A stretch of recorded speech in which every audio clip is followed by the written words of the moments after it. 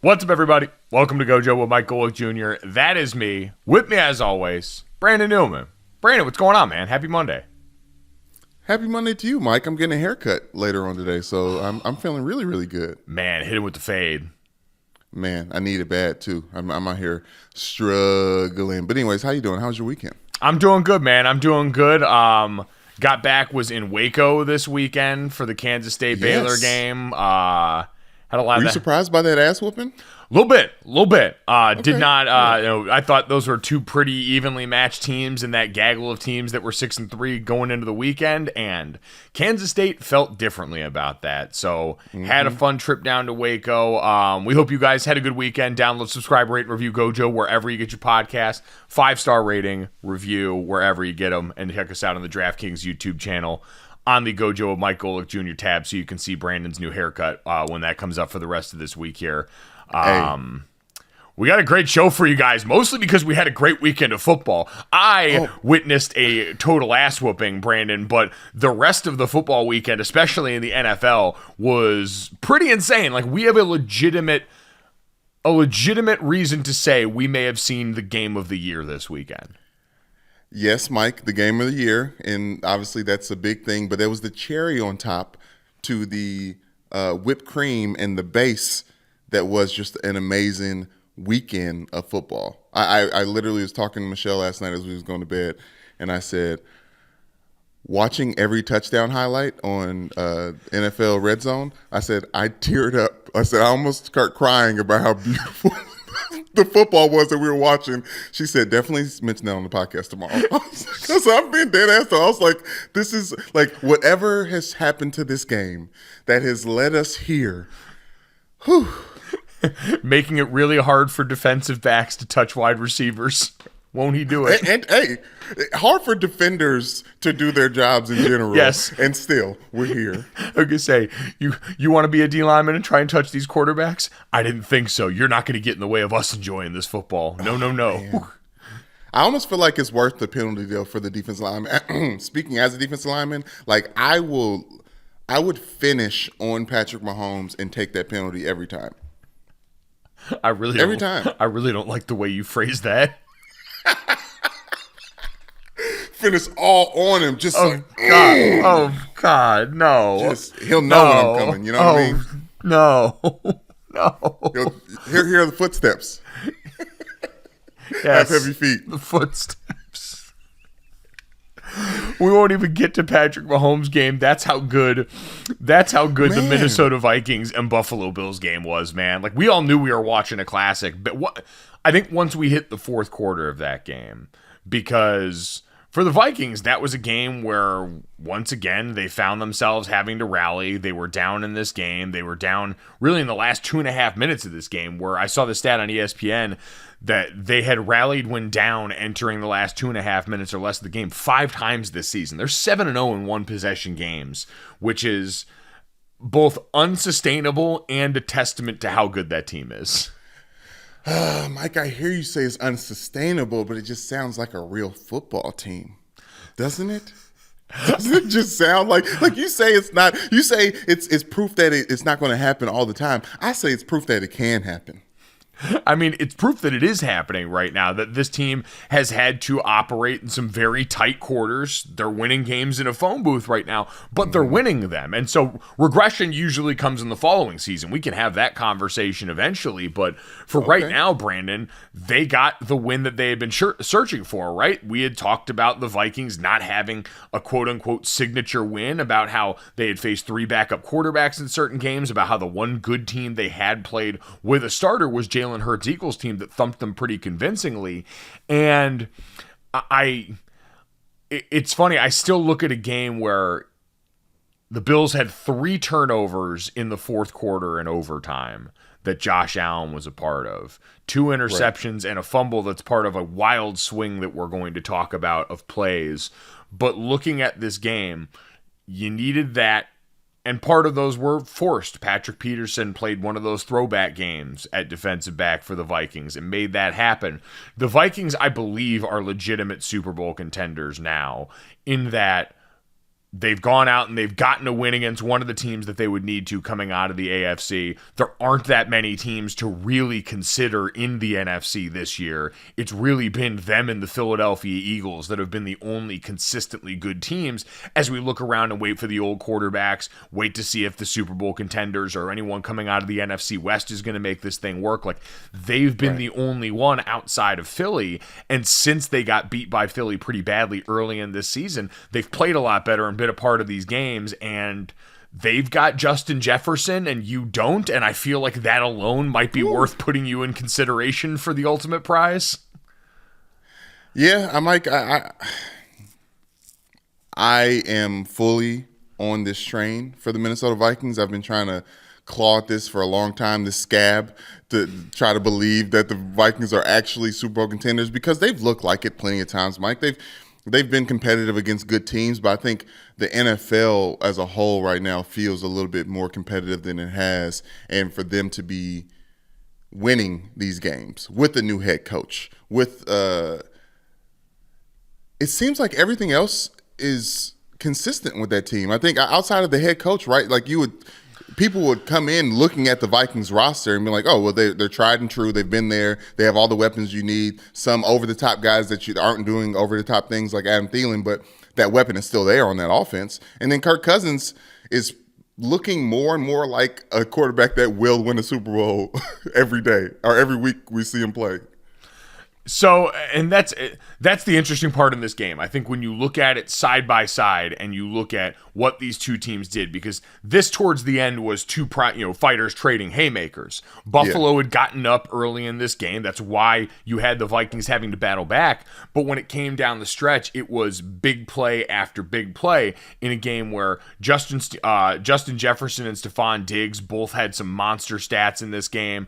Both quarterbacks put up big time stat lines. Obviously, the interceptions by Josh Allen are things that he's going to want back, but Justin Jefferson, 10 for 193 and a touchdown. Stephon Diggs, 12 for 128, no touchdown in this game. Both teams rushed for over 140 yards. Both quarterbacks threw for over 330 yards. Like, it was that kind of game, but even looking with that, you saw some of the differences, right? Just with what went out. When we talk about this game in retrospect, it will be framed as Justin Jefferson versus Josh Allen and not Kirk Cousins versus Josh Allen. And that might be unfair, but that's the reality of the situation, Brandon, where Josh Allen also led their team in rushing, where Josh Allen also had the scramble plays that made things like, I watched this game, Brandon, and one of the things that became very clear to me is that we do not have Justin Fields as an idea without Josh Allen first.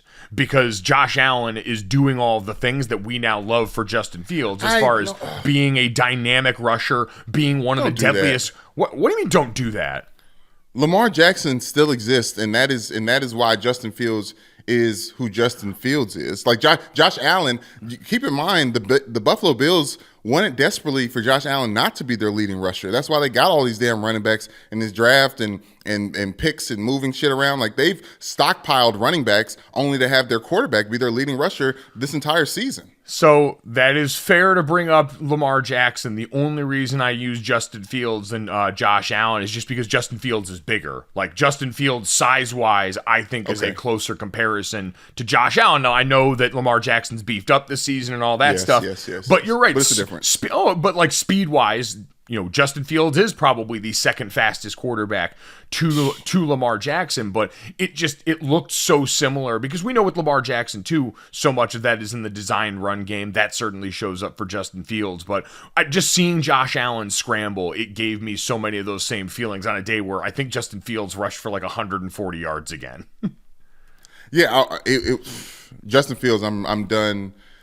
I feel bad for it's so crazy to be excited for a Chicago Bears team that has lost so many games. I know. Just because that's how good Justin Fields actually looks. But I think going back to this, all of that points back to like Josh Allen. Like, it was Josh Allen versus the Justin Jefferson plays that were being made because Josh Allen's plays required those like extra effort, him working outside of the offense and everything. There were a couple impressive throws like Kirk Cousins in overtime to help set them up when he had a blitzer in his face and he just turned, I thought of the Patrick Mahomes, fuck it, Tyreek Hill's down there somewhere where they were just like, oh yeah, he'll throw it down there.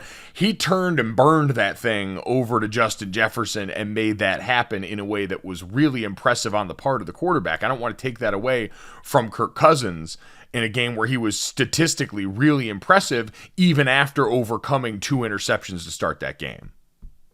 Yes, Mike, and they have weapons that TJ Hawkinson isn't even their most effective tight end right now. Like, that's why I'm so surprised to see just how much Kirk Cousins is spreading the ball around, as well as much as Justin Jefferson is getting new receiving records and personal best games every time he comes out every week. Everyone's still getting touches. Like, Kirk Cousins is throwing the rock around. Well, yeah, he absolutely is, and that's how that offense is going to operate, and that's why it is so interesting to consider. So, again, they are Super Bowl contenders, I think, as much because of the math as anything else. Man, this way of winning is really it's really unsustainable. I don't say that to be disparaging. They found a way to win these games, but it's just hard to live like this. That's fair to say, but wouldn't you say that this team could maybe afford some losses at this point? Like, obviously not the big ones and the ones that are important, but they still have some time to sit some people, rest some people, and then just, get stronger. Oh, no, that's one thing that is absolutely in their favor when we have this conversation is they are so far out in front. The Green Bay Packers did get a win inside that division. We know that the Bears have had a bit of a resurgence here recently, but make no mistake, Minnesota at 8-1 now is far out in front when it comes to this. So, yes, absolutely, that's a huge thing for them. Okay, Patrick Peterson, is it worth having is he a DB that deserves a minute conversation or 2 minute conversation? Because I'm thinking about all these. Obviously, he's the closer, but him and his consistency over time from LSU to now, Mike. It just as somebody who we play, he had fallen off the last couple of years, like. Yeah, he had. I say that as a compliment. This has been a little bit of a resurgence for Patrick Peterson this season. We thought most people, especially after Arizona, that we had seen the best of his days go behind him, that a guy who was one of the banner athletes had, finally had father time catch up, the old cliche, and dude's playing good football this season, and so he gets to wear all the chains shirtless on the plane. It's as simple as that? Yeah. Okay. Yeah, there's our Patrick Peterson conversation. I mean, did you have more on Patrick Peterson? I'm certainly give the man his flowers if you'd like. I don't know, Mike. When us being older guys, when it comes to the people that we've shared the field with, or have been in the game as long as we have, it's special to see them succeed, but it's a little bit more important or special when they are actually game changers. It's good to see people our age still being game changers in the NFL. Speaking of game changers, so let's get to the catch, because Justin Jefferson and this catch in the game. So as the Vikings are trying to mount this furious comeback, trying to figure everything out, you have... Was this in the fourth quarter or overtime? I'm already blanking now because this game was drunk. I thought it was the fourth quarter. Fuck. I thought it was the end of the fourth quarter. Third down. Let's be accurate. Yeah, I want to make sure that we're in the right spot on this, because obviously the end sequence of this game was pretty insane. But with Justin Jefferson, 2 minutes left in the fourth. Oh, that's right. Oh, you know what it was, Brandon? It was around the 2-minute warning. So, yes. Right. So, right at the 2-minute warning, we had the play that could have been the narrative story of the game. Because once again, in a critical moment, Von Miller stepped up and sacked the quarterback, came off the edge, sacked the quarterback. It hit right at the 2-minute warning and forced a 3rd and a mile. And we looked up, and if that next play had not happened, we're talking about, once again, the Bills' offseason acquisition is the right move. They are primed to have a finisher in the postseason on the defensive line.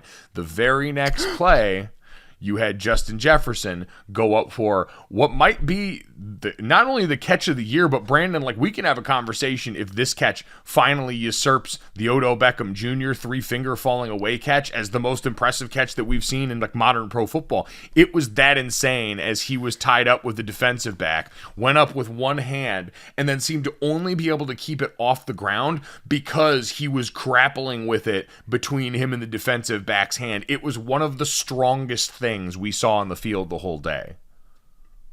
Yes, it was definitely, and obviously this game went into overtime afterwards because the Vikings went on to score, but it felt like a backbreaker for the Bills.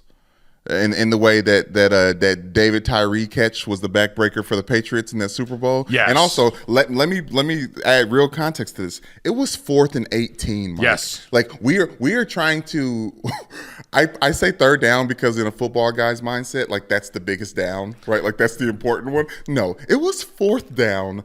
They were down 23-27 to the Bills in a game that they should have lost, and Kirk Cousins makes this throw, and Justin Jefferson really does some like Michael Jordan into Space Jam type of reach up one hand grab. And the thought that we got a chance to see just how strong Justin Jefferson's hands are, we can start talking about and romanticizing the fact that Joe Burrow had both Justin Jefferson and Jamar Chase on the same team at LSU. Like this one individual wide receiver changed the game. Like, okay. Now I'm conceding to your original point. Yeah. You said it was Josh Allen versus Justin Jefferson in this game. Yes. And so in this particular swing, so all the things that you said there matter in how we frame this last sequence. Minnesota was down 14 at halftime.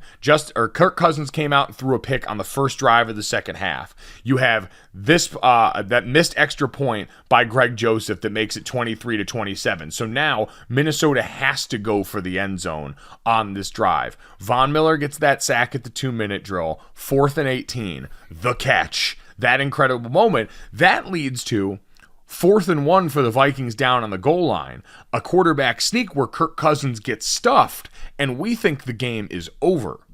The game is not over.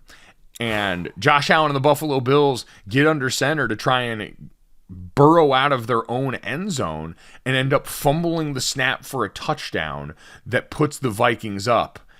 And then we get the Bills that drive down and go and get this impressive drive to set up a field goal to tie and take this thing into overtime.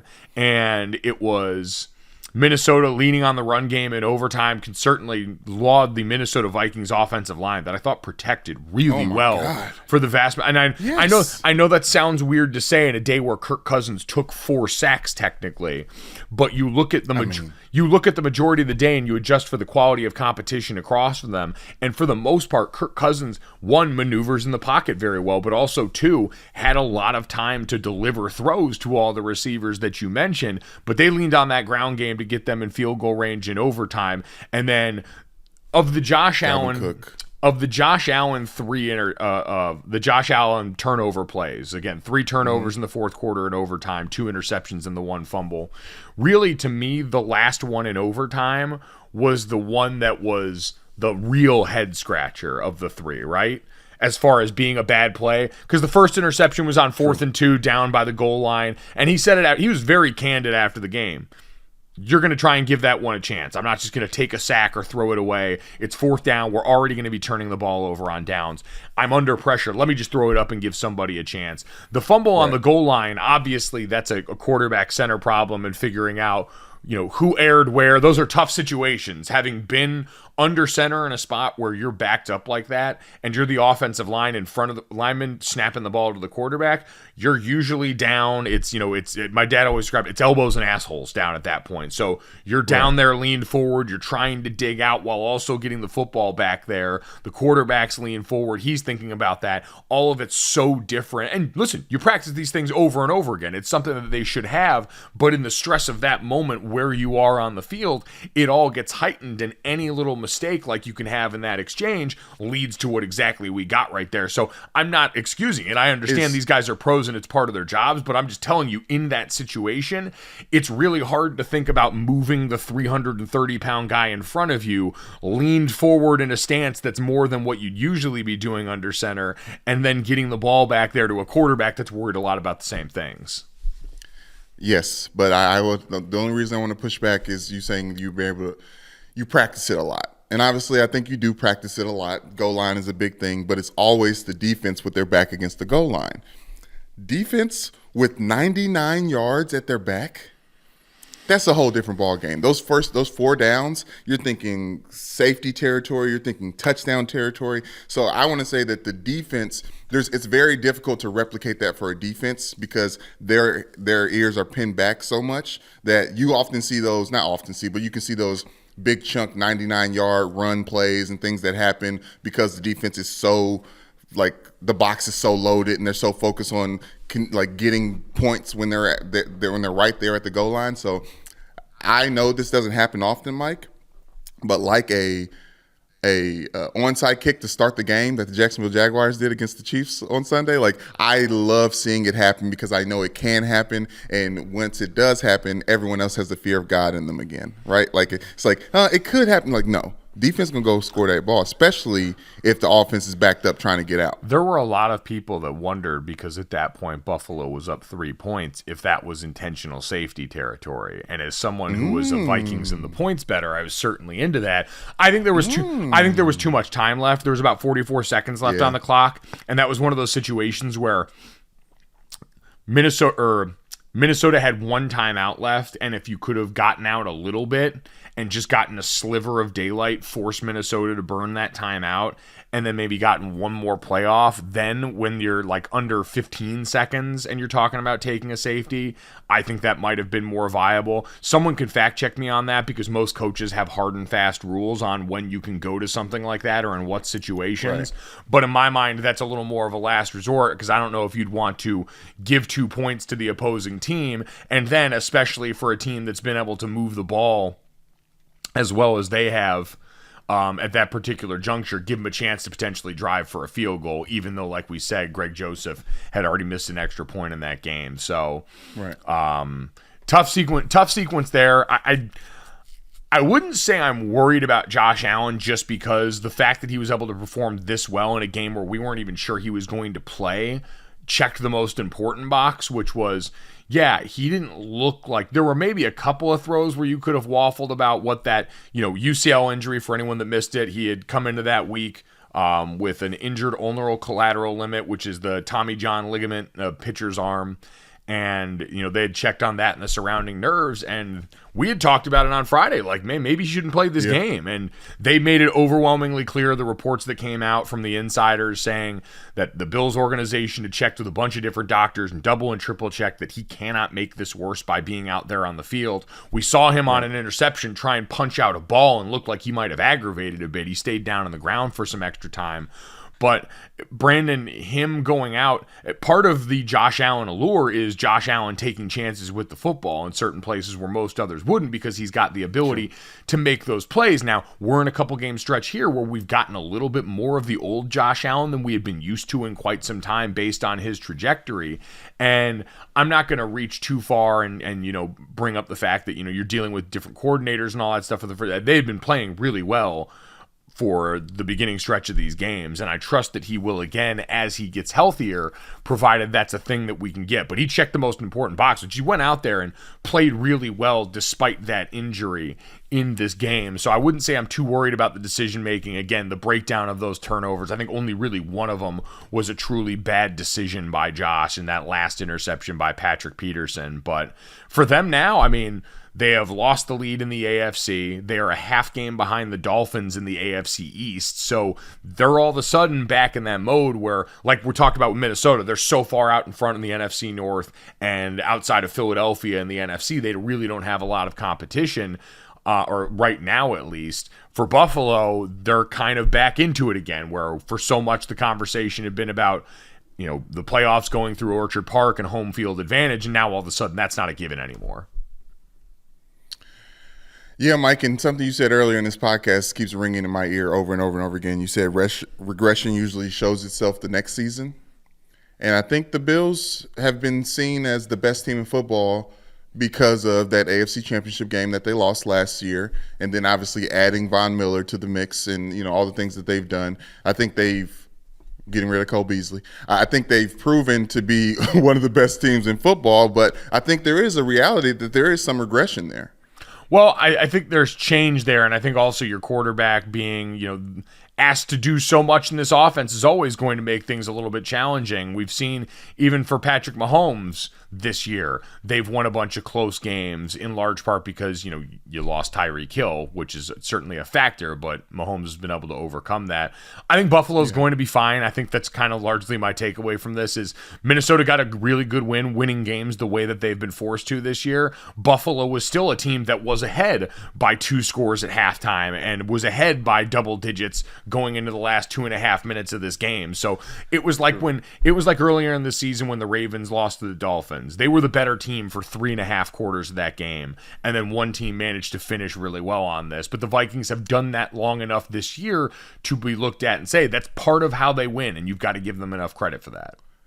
Okay, I'm going to say this one thing because Buffalo Bills fans, obviously you should not be worried because you have Josh Allen as your quarterback. But if you're worried about anything, I think you should be worried about your running game. Because the Vikings clearly have a running back to lean on in Dalvin Cook, who helps a lot when it comes to whatever Kirk Cousins can and doesn't do. He's less of a game manager now because, he's good like that. But without a running game, Mike, I don't think you can win a Super Bowl. And I think the Bills' running game via Josh Allen has a ceiling. It does. I mean, we had, you had Devin Singletary get in the end zone at least a couple of times at the beginning of this game, which was huge, which was big for them. I think some of it might be game script, but you're right. That's certainly not a down in, down out strength of theirs. You can go back and look at, the Kansas City Super Bowl. Like, they were able to get some stuff done there. I think it's just about being able to run in like a timely fashion more than it is having it be the lead dog of your team. We've seen a bunch of teams do it like that this year, which is actually an interesting segue into the other, I think, most interesting game from the weekend, which was the Packers hosting the Cowboys and getting beat at home. Because this game, to me, Brandon, was the Packers out-Cowboys the Cowboys.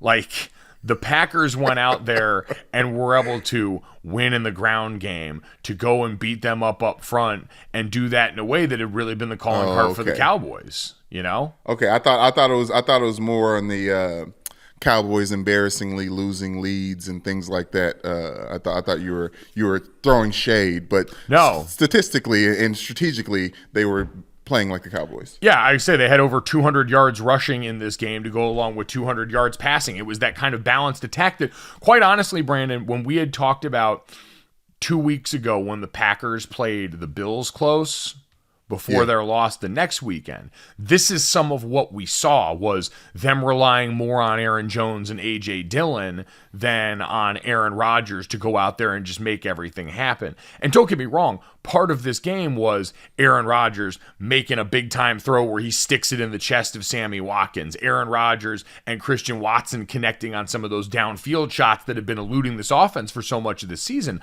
But the down in, down out stuff was the stuff that showed up against Buffalo. And I thought if you're looking for signs of encouragement, as someone who said, hey, of the teams in the gutter, Green Bay's the one, just because mostly because the rest were such unappetizing options as far as buy low teams in the NFL, that at least they had shown, all right, we've got something that could be an identity, and you've got your offensive line that's healthy as it's been, right? You had that full left side back with Bakhtiari and Elton Jenkins at left tackle and left guard respectively, and that group made the difference in this game. That group gave Aaron Rodgers ample time, was prying open big time lanes in the run game for Jones and Dillon, so I think they deserve a ton of credit. That group finally being healthy, surprise, surprise, certainly improves things for them. Yeah, Aaron Rodgers has more time to give balls perfectly to his wide receivers for them to drop time in, time out. And obviously, they leaned on their the Packers have looked best when Dillon and Adam Jones have been touching the rock, Mike. But I don't want to get off the Packers just yet. But this game felt like a good one for Jerry Jones and Zeke, because I think that 1-2 punch was missing on the other side of the ball. Oh, no, he absolutely was. The conversation's not been, does Zeke Elliott matter in this offense? He absolutely does. The conversation's just been that we should be getting more carries for Tony Pollard, which I still think holds true. I think that Zeke has a ton of value, and I think having two guys that you can lean on there so you don't get Tony Pollard getting ground down, so you can have Zeke Elliott for pass protection where he was certainly missed, all those things matter. It's just that he shouldn't be getting more carries than Tony Pollard at this point. That's the conversation. But you're right in that I thought of Jerry Jones immediately, and his shit-eating grin. He's going to make one positive thing out of that loss. It's going to be, well, listen, I tried to tell you that Zeke was the heart and soul of this offense, and... You can't expect Dak to be Dak out there without Dak with Zeke out there. Yeah, it's not how this works as a team. But yeah, Brandon, I thought again a lot of credit because the Packers defensively came into this game. Had lost Rashawn Gary for the season to injury. Were down Stokes in the secondary. Like they were missing plenty of bodies defensively, and managed to go out and I thought do a good job of unsettling and making Dak Prescott uncomfortable in the pocket for certain stretches of the game. The back end, Jair Alexander and CeeDee Lamb and those guys were having a really good battle for the vast majority of that game. This one, what? Rudy Ford. Yeah, what the hell was that? Rudy Ford. I'm telling you, hey, was it next man up? That's the mentality that they have. Obviously, they had to put him in there because of the injuries they had on the back end for the Packers, and he ends up getting 2 interceptions in the first half, and that doubled his career interception total coming into that game, which seems to happen against the Cowboys, or I guess for the Packers probably, because Witchcall hasn't come off the field since he had those interceptions last year. Rasul Douglas? Yes, yeah. Rasul Douglas. Yeah, he's still tearing shit up. Yeah, they got the Get Hot All-Stars in the secondary for the Packers. Right. It is worth noting, and I thought Greg Olsen on the call did a really good job of explaining that all interceptions are not on the quarterbacks, and that with these ones, you had 2 wide receivers basically running the same route in the same area that put a bunch of defenders there for the first interception, which you can question if Dak should have thrown it in that area, but... that's at least the context of one. And then the second one, Greg Olsen showed very clearly on the telestrator. Receivers got to break that off in front of the safety there. Right. Dak's expecting him to be in that spot. And so it really isn't a game where you've got to dump on Dak too much. It was more the Packers finally played the way they did. The one thing that was most curious to me for Dallas, and we'll get to, I think, the biggest decision in this game that a lot of people want to talk about, Mike McCarthy electing to go for it on 4th and 3 in overtime instead of kicking a 53-yard field goal. I was surprised at how much the Cowboys were playing Micah Parsons off ball. When you look at the criticism of Micah Parsons at this point, it's not a great run defender. And from the majority of this season, I went and looked. Shout out to the folks over at The Athletic. They had done a breakdown of the Cowboys roster through the first, half and change of the season. And heading into this week, Micah Parsons had played 350 snaps as an edge rusher and 105 as a linebacker. So he had been almost 3-to-1 playing on the edge now as opposed to playing off ball in the middle of that defense where you drafted him. And that's the right decision. He's the best and most destructive out there. And the Packers, in a smart game plan, decided we're going to run right at him. But it was also interesting, and I'd be curious to hear the explanation because Dan Quinn's a coach that's gotten a lot of praise over the last couple of years for the job he's done with that unit and with that player in particular.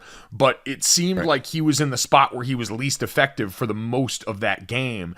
And you saw time and time again as they got up in there were plenty of yards to be had in the middle of that defense in a way that, who knows if it's the same with him on the edge. Maybe you can argue that having him in the middle against a team that's going to run the ball most might give him opportunities to create havoc. But again, run defense is not necessarily his strong suit. So maybe he was always going to be swimming upstream. He still had plenty of edge reps. He still had it on passing downs, but it was just something that was very weird anecdotally. I'd be curious to see if anyone's got access to one of those, like a PFF Ultimate account, if they know what the snap breakdown was for that game, because it seemed higher than usual. Yeah, and it definitely didn't do them any good. I'm looking at Dallas Morning News and their grade of the Dallas Cowboys last night. Run defense, they gave them an F, and pass defense, they gave them an F. So okay, not good. All right, stellar. Not great, Bob. Not great. Brandon, the decision from Mike McCarthy in overtime.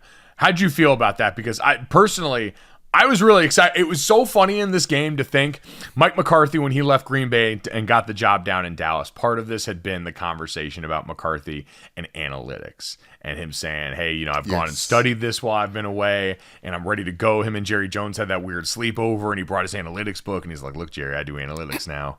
And this is worth noting. It's going to be so funny in a game where I think we saw both sides be aggressive on fourth down and make decisions that reflected a belief in their offense, which is what some of this in-game decision-making is about. We joked off the top. In a league where offense is incentivized, you've got added incentive to go out here and try and maintain possession of the football when you've got possession. And part of that's being aggressive in situations like this. They pointed out in this that wind was a factor. You saw early in that game, the kicker on the other side for the Packers, miss a field goal very early on from right over 50 yards that clearly swirled in the wind. They said it was a factor. Brett Maher, the Cowboys kicker, said it was definitely a factor. I think I could have hit a clean ball going that way, but hey, I love the call to go for it in that situation. We're here to win games. I think that was a good call. Yeah, Mason Crosby had missed a field goal. I forget if it was going in that same direction. Mike McCarthy talked about the wind switching up in there. This was a decision that the ESPN analytics model actually favored the kick. So I want that out there. Analytics favored the kick as far as win probably here. This was a manalytics move. This was Mike McCarthy looking at the situation and doing what football guys all claim to love and going with his gut and doing it. So if you hear a talk show blaming analytics for it today, they're just lying. They're doing the easy thing and they're not. They're, in this case, at least according to one model, I won't speak for all models, but according to the ESPN model, they are statistically inaccurate. That being said, I love the move. I want no disrespect to kickers, I want the real football players deciding the outcome of these games. And in a moment like that where you're on the edge and you want to leave it up to a 53-yard field goal, or I could leave it up to Dak Prescott and the rest of this offense, I'm going to choose the offense probably 10 out of 10 times here. It was just a play where the protection broke down and Dak ended up having to make a bad throw under duress. You can argue play call. You can always have a discussion about the quality of a play call. But as far as that decision, I would do that 10 out of 10 times. Yeah, I had no problems with that decision at all, Mike. It almost felt like, like you said, it felt like a football guy's move, right? And there was a game that ended in a field goal. Was it the main? I think it was the Vikings-Bills game, but anyways, the play of the game was the field goal, right? Yep. Do you remember that? You talking about kickers, you want the real football players to make the plays. I have an issue with that. I do believe kicking is a part of the game, all the other good stuff, but I do have an issue with the most important play of the game being a play that is lined up and kick the ball to win a game. I have an issue with that. I don't have an issue with the Cowboys not trying that because I think all that does matter, Mike. A missed field goal, Mike McCarthy feeling that field, and all the times that he's had a field goal kicker go out there and miss one. I think he wants to put the game in the hands of the football players. No offense to any kickers, especially not Dicker the kicker. But I love the move, and I would go for it 10 times out of 10. I feel like maybe they should have ran a different play. Obviously, that's always the Monday morning quarterback, but field goal is not the answer there. No, I'd agree. And for Dallas, it's one of those things where, again, they got you're right in that. I think we saw Zeke Elliott having that 1-2 punch in the backfield certainly does matter. I think the O-line protection-wise was a little leakier than I anticipated against a Green Bay defensive front that hadn't really been all that. I thought Green Bay won both lines of scrimmage pretty well for the vast majority of this game.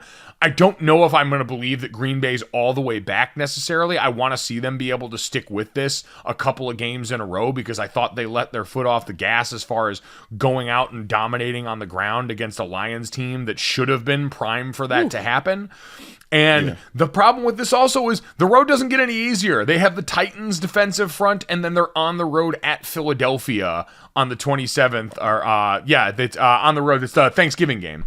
So yes, you've got that coming down the pipeline here. The schedule doesn't get a ton easier for them down the back half of the season with a couple exceptions, but Yeah. If let's put it this way, if Green Bay continues to replicate this formula of trying to go out here and leaning on their best players being in their backfield and letting if their offensive line stays healthy and can do that, now all of a sudden we've got a chance. We've talked so much about this year's NFC. They cannot win the North. The Vikings are so far out in front. I don't think that's even, I don't know if it's a statistical thing, but it's highly unlikely. But wild card spots are potentially up for grabs, and we'll start talking about that more and more as we go down the road here. But if you're the Packers, that can be a conversation for you if the price is right, if you play like this.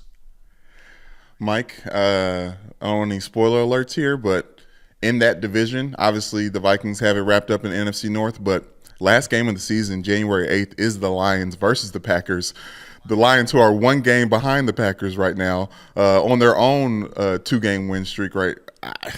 Dan Campbell could really ruin the dreams and hopes of the Green Bay Nation by just keeping them out of the playoffs completely.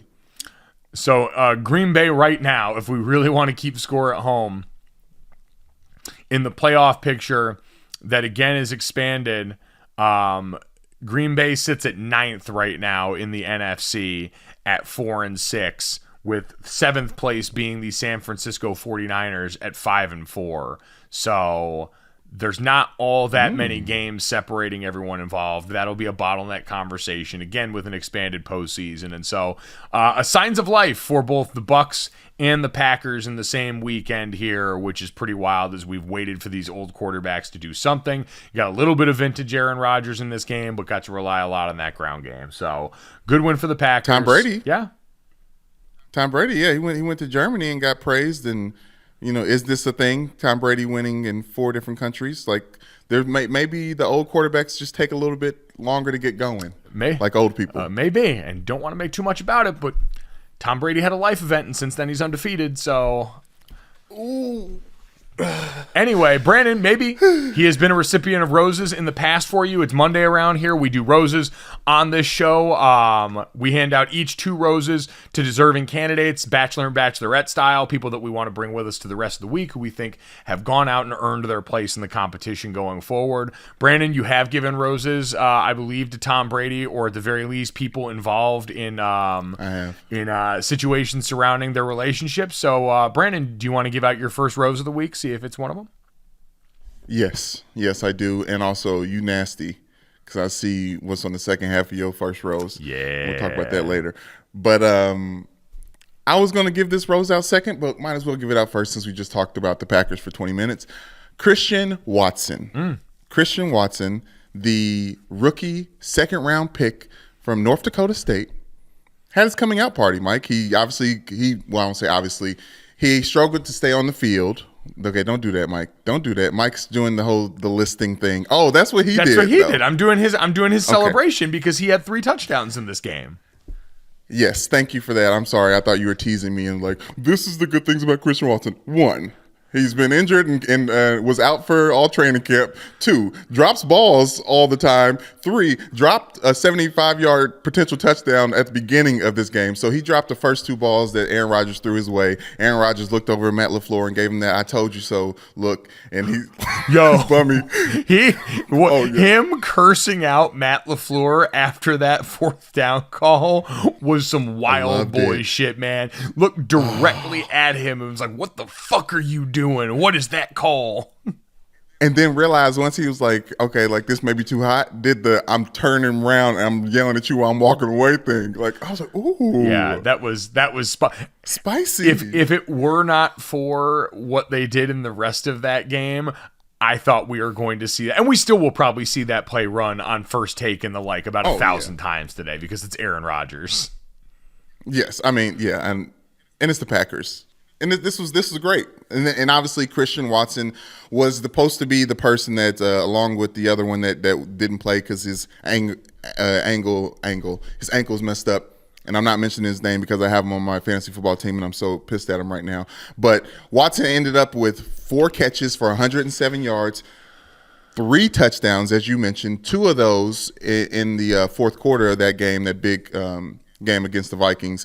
I think he might be the answer for what Rodgers wants for that top end guy, but I'm not completely sold just yet. But shout out to him. You at least deserve a rose today. No, absolutely. It was. Like you said, it was his breakout game for the season. It's exactly what they brought him here to do. Green Bay, under the Aaron Rodgers portion of this regime, has loved big, long, athletic receivers that can get down the field like that. He fits the mold. It's just going to take a little bit. He played football at North Dakota State. You know how much they like to throw the football? Not very much. The guy was catching like 3 balls a game and then a bunch of end-around shit in an offense that has at times put 4 tight ends out on the field, including 2 fullbacks in the same formation, one at running back and one in front of him. They want to live a very certain way. I covered their game in the quarterfinals last year of the FCS postseason, and I saw this on tape. I was like, oh shit, they've got a wide receiver on this team that they actually use. Like, he was so good and athletic and compelling that a team that wants to, if they could, line up with all fullbacks on the offensive side of the ball, actually put this guy out here and was having fun using him creatively on offense. I mean, yeah, Mike, and not to speak to him athletically because I can't, but he looks like a big Kyle Pitts. Oh, like, you know what I'm saying? Like, he looks like a supersized, back in the day, Taylor Mays. Looks like wide receiver Taylor Mays. He's a freak athlete. Big, smooth. It just, again, right now, the catching is a little bit raw. You see some of the mechanics with him just catching the football down in, down out are a little rough, but some of these moments down the stretch of the season, I think, could go a long way in how we start to talk about the Packers going into next year. I mean, hell, we were having conversations a week ago with Carmen Vitale on this show about what the Packers do with Aaron Rodgers next year and if there's the potential to move on. You saw some more of those throws. Like, he had had good throws throughout the majority of this season. It's just so much of the foundation around him was broken that we were starting to wonder if this was a team that's broken. The health of the offensive line and those receivers coming along will definitely go a long way in how we start to really levy that conversation down the stretch here. Brandon, I will give out my first rose of the weekend. And this one's to me is easy. Jeff Saturday. Jeff Saturday, come and get it, baby. Come and get it. Yeah. Jeff Saturday's Colts beat the Las Vegas Raiders on the road in Vegas. Everyone can fucking suck it. No, you know what, man? Like, it was so. This game was wild for a lot of reasons. One, the Raiders just continued free fall. You saw a very emotional Derek Carr after that game, wearing that one publicly. Yeah, like, listen, Derek Carr, I think over the last couple of seasons, for a guy that we've had questions about his leadership style and all that stuff, who's really acquitted himself well in a number of spots. I don't need you to be emotional after a loss to know that it matters to you, but clearly this is very genuine from Derek Carr, unless you're rolling your eyes right now. It was. I think, as someone who spent my entire career losing in the first game of the playoffs, like, I feel like we spent a lot of time talking about the winners in this game. I think the highlighting just how hard it is to lose week in and week out, because they're not doing the same thing as the winners are doing, because obviously the winners are winning, but they're coming at the game the same way. So I appreciate it at this point in time. It was almost like a nice refresher to think, like, these teams that are seen as shit and that you're always going to bet against, like, they're still going out there every day practice, just trying to get a win. They're trying to. And they were limited coming into this one. Darren Waller and Hunter Renfrow both put on IR recently on offense. You know, it was Devontae Adams on an island making a lot of big time plays for them, but one that got called back completely from a holding penalty, where it was beautiful to see. We can have a conversation about the Raiders at some other point, because that thing, Josh McDaniels, I did not anticipate it going this bad, and it's gone this bad in a hurry. But that's not the story of this one. They were primed to go and be the team that lost to Jeff Saturday's Colts. And it should be noted, Matt Ryan also back as a starter in this game, which that seemed like it had been. And I'm sure Frank Reich, for a lot of reasons, probably not feeling great today. But I think we can all agree Frank Reich probably got a raw deal on this. That seemed like an organization move. That seemed like a Jim Irsay move to say, we're going to put Sam Ehlinger in here over Matt Ryan at this juncture of the season. And putting that quarterback out there was not going to have the coach in the best position to be there long-term and succeed long-term. And so for Jeff Saturday, who we know was Jim Irsay's guy coming into this situation, to have the cachet with that owner to say, hey, no, I think this guy gives us the best chance to win. You just invested in me, so let me go give myself the best opportunity to win. One, feels kind of bad because you wish that the old head coach had enough agency in a decision that we don't think was his. Maybe it was, and maybe I'm totally wrong on that. But Matt Ryan went out there and had a throwback game, 21-28 for 222 yards in this game. Also rushed for a touchdown, had some big scramble yards, plenty of Matt Ryan, Matt Vick jokes that were holdovers from his Atlanta Falcons days. But Brandon, it was just cool to see. I mean, you had a first-time 30-year-old play caller out as a part of this game, and a head coach that a week ago this time was an analyst over at ESPN. And you know what? Like, we had the conversations about the very serious notes of all this. I think that there were plenty of people in the media that made that way too personal about Jeff in ways that were surprising and disappointing to me. I think that there was a way to have that. And it's a reminder in general, when we have a lot of conversations around sports, and I've been guilty of this at times too, when it's people that we don't know that are the subject of stories, we are not just willing, it's not being critical, because plenty of people that love Jeff Saturday were critical of him over at ESPN. That happened all across the network for a day that we watched. It's difference between being critical and making it personal, and feeling like there's attacks at Jeff, and feeling like people saying he should be embarrassed and shouldn't he be embarrassed by this, and all the commentary that started to come out like that from people that I like saying those things. It was just a reminder that when we're all having critical discussions in the abstract about people we don't know, we should probably treat them a little bit more like the people that we do know, because that part of it was strange. And it's why I was, among the many reasons, like, it was really cool for Jeff in general, because for all the reasons I said, I know him and stuff like that, but to have had all of that, what felt like too personal of criticism out there, and to see Jeff go and succeed in spite of that, was damn cool. Yeah, I think it is, and obviously people are always going to bring personal stuff to this. Like we said, they said it's not personal. Business is not personal. It's always personal. We always know that, and we've all been in situations where we've recognized that. I'm glad that he took it personally, even as someone who hasn't had NFL coaching experiences. Like, I've had a lot of success in this thing, and I know what greatness looks like. That's what he said in his press conference, Mike. But I think two things can be true. Like, I think it can be a jumping of the line. I think it can be the benefit of having an owner like Jim Irsay and having friends the way he has them.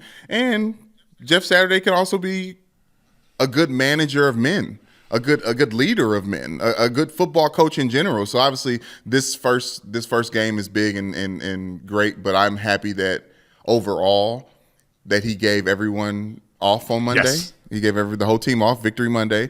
And then also that he was brave enough to put Matt Ryan in, because he's actually, if he becomes the head coach moving forward, he's putting the team in jeopardy by allowing Matt Ryan to continue to get these big checks from playing all those snaps. Because I think that was one of the part of the move for Sam Ehlinger, is like, let's save the cap a little bit, like save some money by not having this veteran quarterback who's not winning us games playing these games. But good for Jeff Saturday, good for the Colts. I think the Indianapolis is happy that the win came at the back of Jeff Saturday as well. Like, he was the leader of that team outside of Peyton Manning for a very, very long time. So it is cool to see. It was, and I think you're absolutely right about a lot of that. The moves that he has made are ones, and you heard him in addressing everything after the locker room. None of it was about him. He understood, I've got to continue to heap praise on these guys. He said, you guys have been through a lot this week. He didn't say I. He said, you guys have been through a lot this week.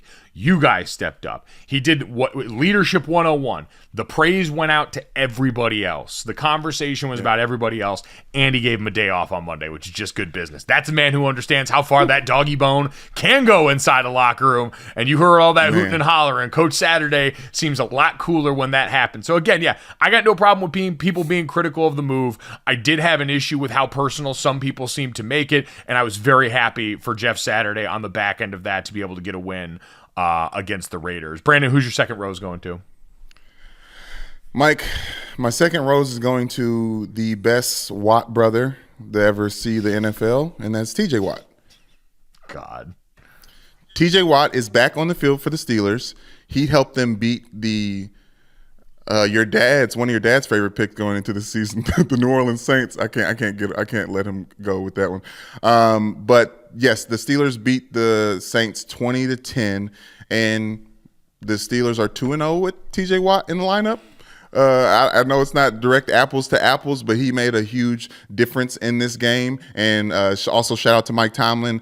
Now, after beating the Saints, he has beat all the NFL teams, all 31 NFL teams other than the Steelers, obviously, and hopefully he never has to do that. But obviously there's other big plays in the game. Both Mike Tomlin and TJ Watt wanted to shout out Robert Spillane, who had that the big fourth down play on Andy Dalton to make sure that they couldn't come back in this game.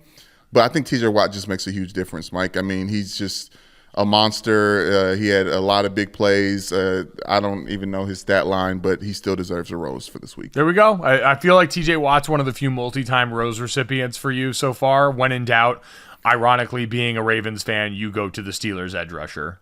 Well, I guess last time he played, he got a rose. Yes. So, yeah. Good hit rate. Yeah. Good hit rate for roses for him. Brandon, my second rose is going to the Pereiras. Spelled differently, but spiritually the same. Late on Saturday night, when I got back after my game, USC 281 was going on, and Alex Pereira beat Israel Adesanya for the UFC middleweight title fight.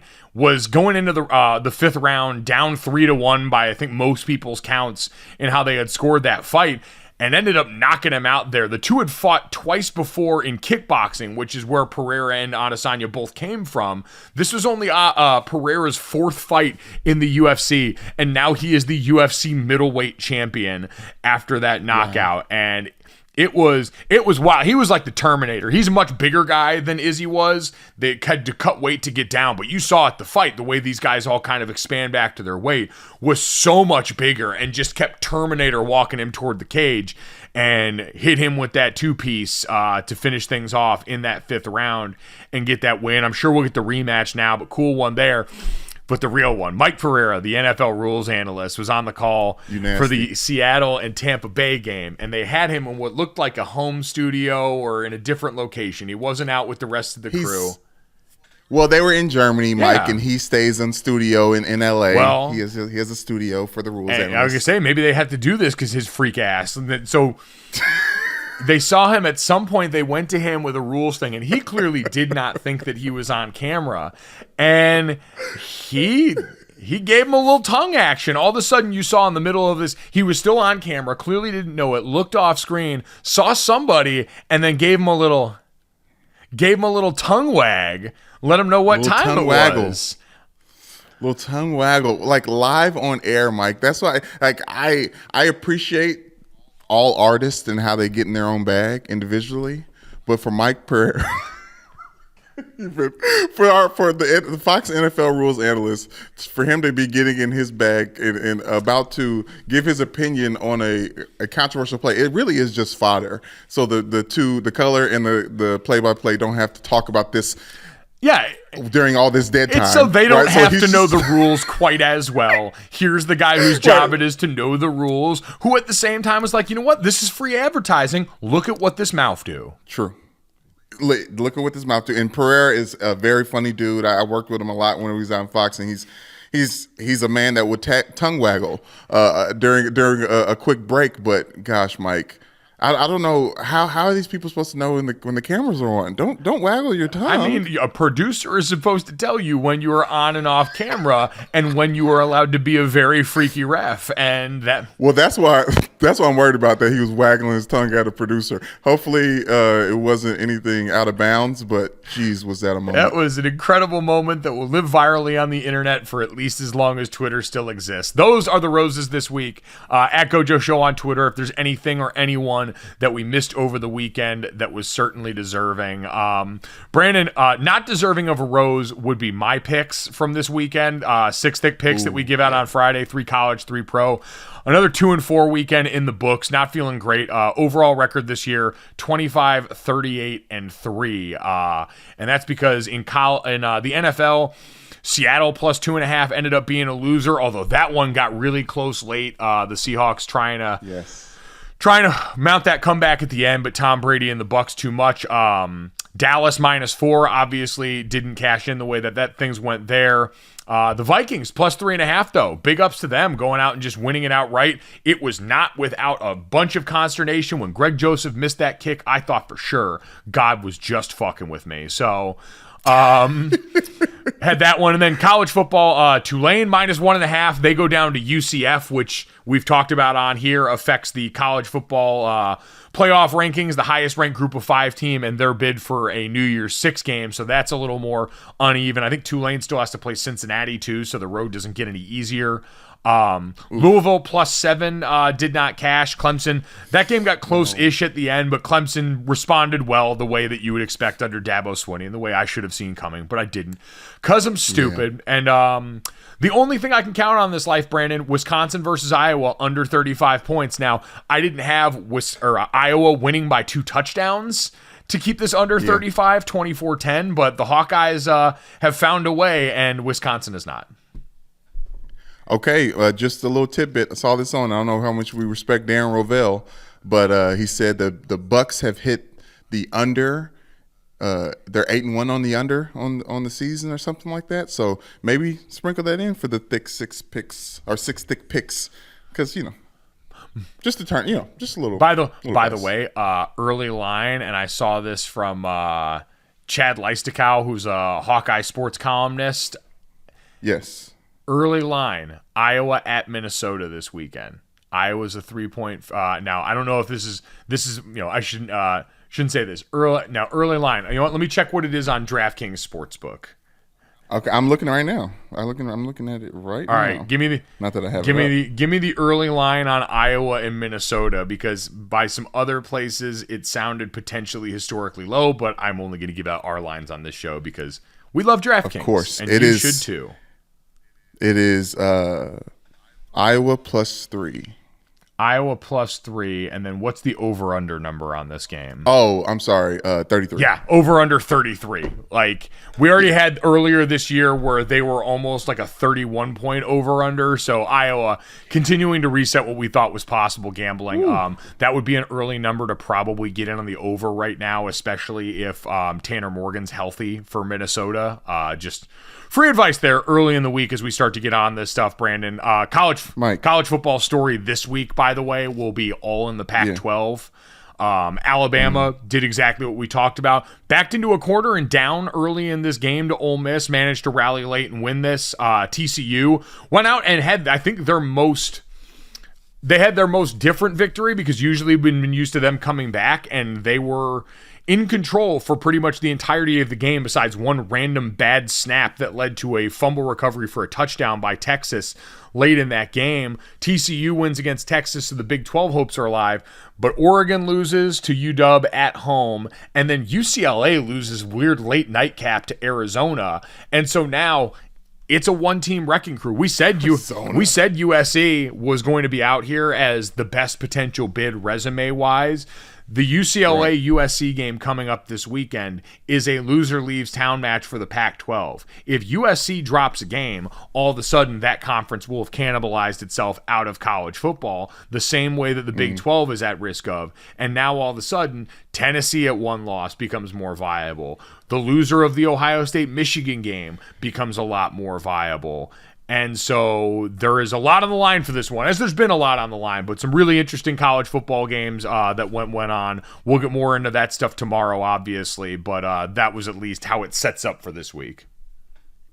Yes, and watch out for TCU being upset by Baylor this week, just because you were just there. I know it probably can't happen. I was going to say, listen, you want to talk about the trap game of all trap games? Baylor got boat raced by Kansas State at home, got their nose bloodied and embarrassed, and I'm sure we'll have a huge number attached to TCU as far as points that TCU is going to be giving against that Baylor team for that reason. Yes, hosting TCU next week. But I couldn't stop looking at the other lines. You know what? It's not a big number. They're on the road at Baylor. TCU 2-point favorites. So 2-point favorites. Wow, nice. Respect that Baylor defense.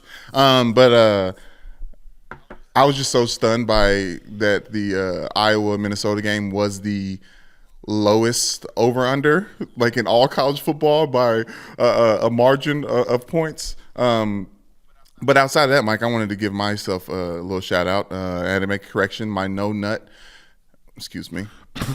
rut November. My no rut November pick. That's what that's based off of.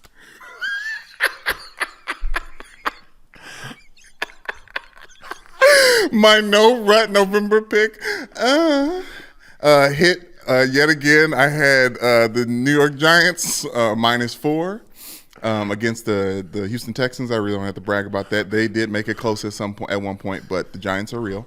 Like I said, and I mentioned that I didn't have any losses. I am weirdly a Steelers respecter. Maybe it's Mike Tomlin, but I lost when I chose the Steelers to cover against the Bills 3 weeks ago, and that did not happen the last pick of October. So right now 4-2 for my Brandon's picks between the spooky Locktober pick of the week and the no rut November pick. So hey, there you go. A little bit of a heater. Moan away, Brandon. Moan away. Keep getting these off. So, again, follow Brandon, fade Mike. That has been the rule for the recent history now. No, you're like very even. 35, 38, and 3 is like wildly even. It's 25. Okay, I'll fix that. Yeah. I'll write that little 3 and take it to 2. Yep. So now we're talking about a lot different conversation. Struggling, battling, fighting. Brandon, with that being said, picks out of the way, there's only one question left that we need to ask on this podcast, and that question is, do you know what time it is? So we better get this party started. I never understood I can go for miles if you know what I mean as a sexual innuendo. Do people measure sex in miles? I think duration and distance is an important thing. So, like, it's basically maybe she's saying that she can go for a long time. You know, like they always talk about, like, oh, we can have sex all night. And it's like, okay, let's slow down. Because first off, things get raw, body parts. All right, we have other things to do. We didn't really. The hell is wrong with you? That's not. I can't be real. I can't be real in here, Mike. I can't be real up in this Brandon, thing. Too real. That's teed up. Sit. Well, that's what that meant. I imagine that's what Pink was talking about. Brandon, let's get to this. Jesus Christ. Joel Embiid dropped 59 points. I don't even like Joel Embiid being the first person in recorded league history to drop at least 50 points, 10 rebounds, 5 assists, and 5 blocks in a game seems so comparatively less important after you went and just spewed that vile shit into the ears of people listening. No. Because if anybody has done Joel Embiid style numbers in the bedroom, it's probably Joel Embiid. No? You don't think so? That's probably fair. He's like athletic. He does it all. No, it was, I mean, honestly, pretty incredible performance from Joel Embiid. I think he scored, I want to make sure I have this right. He scored like all of the team's final 26 of those points came in the fourth quarter. Essentially, the entire end of that game that they put on ice against the Utah Jazz was Joel Embiid going out there and doing it by his damn self. And the Utah Jazz, one of the best teams in the NBA right now, definitely in the West. So maybe the Sixers are waking up a little bit. When Joel Embiid wakes up, the Sixers wake up. So what am I saying? I just appreciated Joel Embiid going on Instagram and also as his namesake 21, putting up the pictures from this performance with the caption 21. Can you do something for me? 21. Can you do something for me? Can you listen, Mike? I didn't think when you brought that up in the podcast, I was like, okay, Mike is forcing something that's not going to be actually relevant. Her loss, #1 in the Billboard charts, but also Anti-Hero, the most downloaded song in 2022. So shouts out to Taylor. Wow. All right. There we go. Joel Embiid became the first player with that stat line. He's the first player with 20 points and 5 blocks in a single quarter in the last 25 years, and the first player to outscore both teams by himself in a fourth quarter since Tracy McGrady in 2006. Those stats that's all so courtesy of ESPN Stats and Information. Brandon, let's get to that. UConn This is a weekend for underdogs. UConn is now bowl eligible, and Vandy got their first SEC win in 27 tries. UConn upset Liberty 36-33, had a very sad field storming, but a field storming that they earned nonetheless in this game. Jim Mora is 6-5 in his first year at the his second year at the helm, I believe. Yes. Mm-hmm. No, this is his first year at the helm. I'm not. Really? Yeah, it's his first year at the helm. They were 1-11 in 2021. They didn't play football in 2020 because of the pandemic. Because in 2019 they left the American Conference and went as an independent, so they couldn't find games. Oh. Jim Mora has already matched the number of wins from Randy Edsall's entire second stint at UConn that had really been a part of driving that program into the ground. So yeah, their last season with at least 6 wins was in 2010 with the during when they went to the Fiesta Bowl. So awesome there. Like, man, listen, I lived in Connecticut for a long time. I saw when that team was really good, when they were the fighting Dan Orlovsky's in the early 2000s, when they were sending guys to the NFL all the time, into what they had become. I had called some games back there in recent years, and I always felt for the players. There were still some guys that made it out there and have played pro football off that and have found a way. But in general, they've just done a lot of losing, and it's been miserable. Storrs, Connecticut is already not the nicest place in the world, and then if you're part of a football team that's the butt of the joke on top of that, and what's always been a basketball town, life can be pretty hard. I was skeptical and wasn't really sure what this was going to look like when Jim Mora came over. What was even possible in a world where they're not in a conference with a tie to the college football playoff or to any of the real major bowls, and where they have had really the bedrock of losing that had been there for so long in the last decade. And Jim Mora's come in and done legitimate coach of the year stuff in that school. Yeah, and respect to him. Like, Jim Mora is just, I don't want to say he's a proven winner, but I think he's a proven football guy. Like, he cares about just the molding of the men and the getting better of the players. Like, I tried when I was in the transfer, it wasn't a transfer portal back then, but I looked at UCLA because Jim Mora was there right when I was transferring from Notre Dame.